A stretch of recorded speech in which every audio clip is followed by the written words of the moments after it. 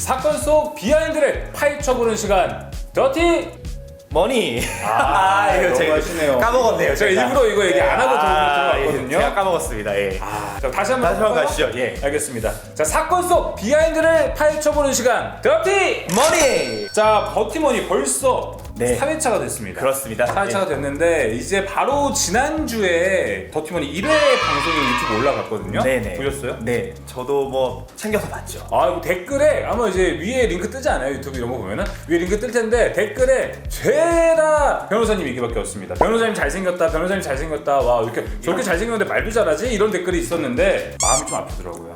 넘기면서 내 댓글 하나 있겠지. 근데 하나가 없어요, 진짜.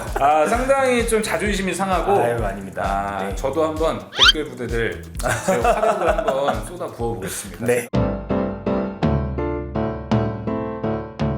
더티머니 4회 삼성전자 반도체 기밀 유출 사건입니다. 원래 삼성전자라든지 우리나라 기술 관련 업체들, 대기업들, 유명 모 기업들 있잖아요. 네. LG, H사 뭐 이런 사들은 전부 이제 출근을 할 때 핸드폰을 못 가지고 들어갑니다. 원칙적으로. 맞아요. 네. 저 예전에 이것저것 다 알바하려고 네. SK 하이닉스 공장 가서 네. 알바한 네. 적이 있거든요. 네. 면접관 네. 알바를 네. 하는데 여기 핸드폰 있잖아요. 네. 스티커를 다 붙이고 들어가요. 맞아요. 삼성전자도 이제 그런 보안이 아주 큰 비용을 들여서 아주 철저하게 하고 있는 회사로 유명해요. 그렇죠. 우리나라 최고의 그래요. 보안 뭐 시스템을 갖추고 있는 회사인데 이 허점이 어디에서 발생을 했냐면 코로나 때문에 재택근무하잖아요. 근데 재택근무를 할 때는 그 보안이 제한적일 수밖에 없어요. 그렇죠. 사람이 회사로 안 가니까. 그렇죠. 네, 그래서 이제 재택근무를 하던 피의자로 추정되시는 예. 분이 퇴사를 좀 앞두고 있었다고 해요.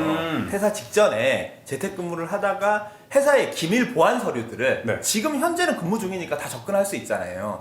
아이디랑 패스워드를 넣어가지고 열람을 한 거죠. 네. 근데 보통 업무를 진행을 할 때 기밀 보안 서류는 뭐 내가 업무 진행하는데 관련된 서류들만 열어보지 그렇죠. 다 열어보진 않잖아요. 몇 이것저것 급도 있을 것 같은데. 예. 이것저것 다 열어보진 않는데 그 사람은 수백 건을 열어본 거예요, 하루에. 그러니까 이제 삼성전자의 그 보안 시스템에 로그가 남겠죠. 그렇죠. 거기서 이제 이제 이상하다. 왜 들어왔어? 왜 수백 개를 열어봤지 해서 그 사람을 조사를 내부적으로 한 거죠. 심리적 가심에 의해서. 그렇죠. 예. 조사를 해보니까 아니나 다를까 핸드폰에 그 기밀 문서들을 핸드폰 사진으로 찍어놓은 거예요. 원래라면 못 가지고 들어가는 핸드폰을 네. 재택근무를 하고 있음을 기하로 해가지고 핸드폰 사진을 통해가지고 그걸 찍었고 이제 삼성전자가 이제 내부적으로 수사를 해서 밝혀낸 거죠. 예.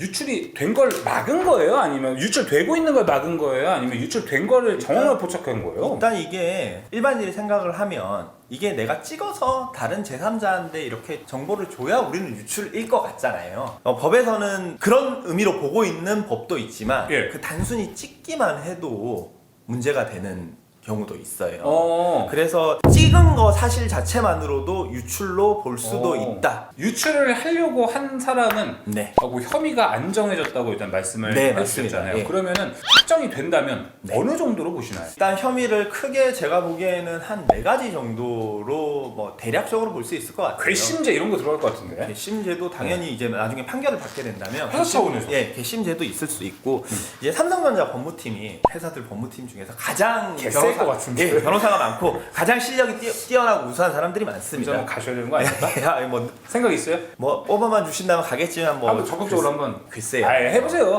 저는 또 또 법무법인 퍼스트가 보고 있군요. 네, 그것도 그렇고 저는 또 송무가 또 워낙 체질에 맞아서 제가 보기에는 크게 4가지 정도로 볼 수 있는데 이제 일반 형법상 업무상 배임죄가 성립을 할 수 있습니다. 네, 업무상 배임죄. 삼성전자가 이게 만약에 진짜로 유출이 돼가지고 삼성전자가 어떤 손해를 입었다라고 하면은 특정 경제범죄, 가중처벌 등에 관한 법률 위반죄가 성립할 수 있습니다. 두 번째. 예, 그리고 그와 별개로 우리나라에서는 부정경쟁 방지 및 영업비밀 보호에 관한 법률이라고 해서 그러니까 영업기밀 유출을 했으니까. 네, 부정경쟁 방지법의 위반죄가 성립할 가능성이 있고요. 4가지라고 그랬는데 하나 더 있죠. 하나 더 있어요. 예, 가장 센 게 남아 있습니다. 4가지 한 6가지 한 것 같은데. 3가지 했는데 예, 그리고 가장 센 게 산업기술보호법 위반죄가 성립할 수 있습니다. 이거는 이제 산업기술에 해당을 해야 되는데요. 산업기술은 이제 이게 또 국가 핵심 기술에 산업기술 중에서 어떤 그렇죠. 특정 영역은 기술인데. 국가 핵심 기술로 또 관리를 하고 있거든요. 국가 핵심 기술에 해당하는 경우에는 또 가중해서 처벌을 하게 됩니다. 이 새끼 콩밥 얼마나 먹어야 되나요? 업무상 배임죄가 성립하게 되면 10년 이하의 징역 네. 또는 3천만 원 이하의 벌금. 아까 말씀드렸던 특정 경제범죄 이제 가중처벌법에 네, 이게 따른 중요할 것 거면은 5억에서 50억 사이면은 3년 이상의 징역이고요. 근데 만약에 반도체 기술이라고 한다면 예. 삼성전자가 있는 손실이 50억 이하일 수가 없습니다. 50억 그래요? 이상이면은 무기 또는 5년 이상의 징역입니다. 요게 조금 애매한 게 이거는 유출을 했을 경우에 유치를 찍어가지고 했을 경우. 상대방에게 어떤 제3자에게 전달을 했을 경우에 성립할 가능성이 높고 그렇지 않으면 성립하지 않을 가능성이 높아요. 그러면은 이 두 개는 유출 유무로 갈린다고 봐야 네, 되나요? 그렇죠. 미수기수가 갈리는 거죠. 그렇군요. 그리고 부정경제반지법 위반은 이 외국으로 유출을 했을 경우에는 15년 이하의 징역 또는 15억 원 이하의 벌금이고요. 예. 외국으로 유출하지 않고 그냥 제3자에게 유출을 했다 하면 10년 이하의 징역, 5억 원 이하의 벌금. 국가 핵심 기술이면 그러면 3년 이상의 유기징역이랑 예. 15억 이하의 벌금을 같이 부과를 합니다. 와, 이걸 같이 때려요? 징역이랑 벌금이랑 병가를 하고요. 예. 국가 핵심 기술이 아닌 일반 기술인데 외국으로 유출을 했을 경우에는 15년 이하의 징역이랑 또는 15억 원 이하의 네. 벌금. 어. 네, 이건 부정경제방지법이랑 동일하죠. 예. 그리고 그 외의 경우에는 이제 외국으로 유출하지 않은 일반 유출의 경우에는 10년 이하의 징역 또는 10억 이하의 벌금에 처하게 됩니다. 자, 그리고 오늘 또 특별하게 하나 네. 준비했어요. 네. 자, 시청자 질문 저희가 첫 영상 올라갔는데 거기서 이제 관련된 걸 올려주셨거든요. 네, 맞습니다. 그래서 저희가 이제 시청자분들 컬투쇼처럼 사연을 받아서 저희가 네. 직접 뭐 도와드리는 거, 상담을 좀 도와드리려고 합니다. 걸어가다가 세워져 있는 차에 저는 몰랐는데 제 가방으로 차가 좀 긁혔나 보더라고요. 보상을 해달라고 차주가 얘기를 했나 봐요. 네. 근데 이 경우에 어떻게 해야 되나요?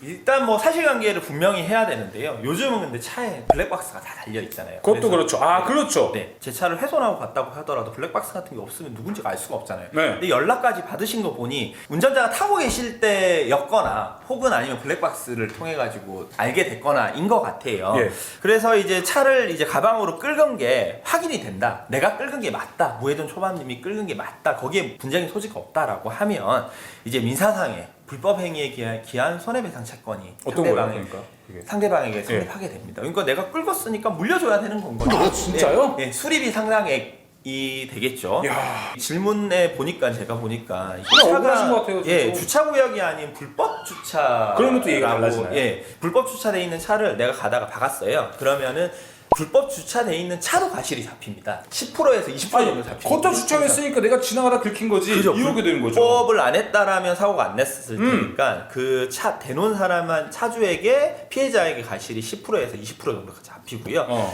이제 이게 낮이고 좀 잘 보이는 곳이었다라고 하면 5에서 10% 정도 잡히고 네. 밤이고 어두운 길이고 좁은 길이고 잘 안 보이는 데였다라고 하면 20%까지 또 잡혀요. 20%까지 잡힌다라는 게 어떤 거냐면은 뭐 법적으로 말씀을 드리면은 이제 손해배상 책임에 과실상계의 법리가 적용이 돼서 내가 배상해야 될 금액이 1,000만 원이다. 총 네. 손해가 1,000만 원이 나왔다라고 하면은 8대 1로 나누는 거죠. 내가 800만 원 줄게. 200만 원은 네가 부담해라고 해서 200만 원을 깎는 거예요. 그래서 800만 원을 배상을 하게 되는 겁니다.